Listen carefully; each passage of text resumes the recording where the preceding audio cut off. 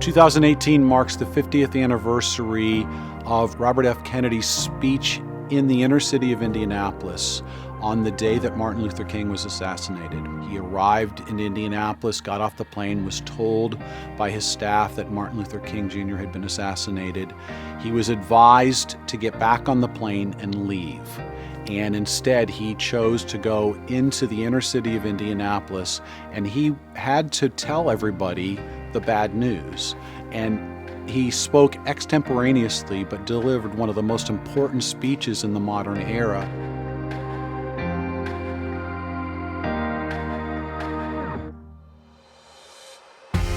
Mohammed Fairouz, who's a young composer, New York-based composer, wrote this piece to mark that 50th anniversary of that speech, and he's called it RFK MLK.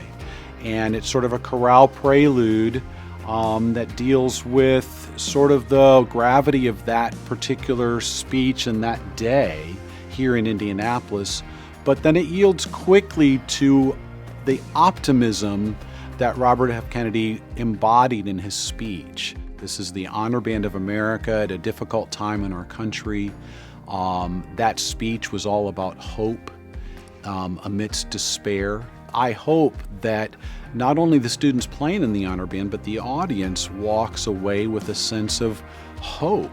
I think that the Music for All experience really is, in some ways, a microcosm of what we would hope for our society, and that is people coming from various backgrounds to come together and unite and collaborate toward a very common cause.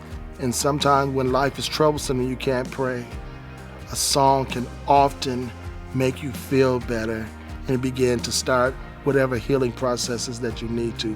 I believe that music does that. Music just lends to being a diverse medium for communication, for bringing people together. And that's the world that we live in, a world of diversity where acceptance of each other's cultures and music and aesthetic preferences, that's where we are today. Music for All as an organization is impressive because the prime directive of the organization is not about capital gains. It's about making a difference in the world. We always say the music is important. That's ultimately, what we're after. Really high-level playing and high-level understanding and depth. But then behind all of that, the basis of everything is the human-to-human interaction. And I feel that when we're having fun, when we're loving each other, when we're really, doing everything together, the music goes to another level. The arts are our soul, it's our humanity, and even in our youth that we feel whatever it is that makes us different.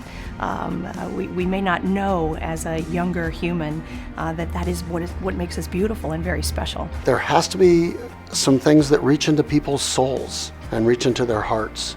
And I think that's what the arts offer.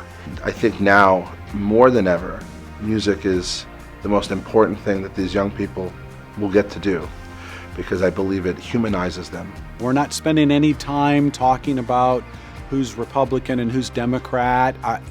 There's no doubt that there are kids sitting next to each other that politically completely disagree with each other, and yet here we are coming together to make this beautiful music that represents something that's way bigger than any of that. And I think that music has maybe not the unique ability to do it, but I think music has the ability to do it in a way that might be very difficult to replicate in any other way.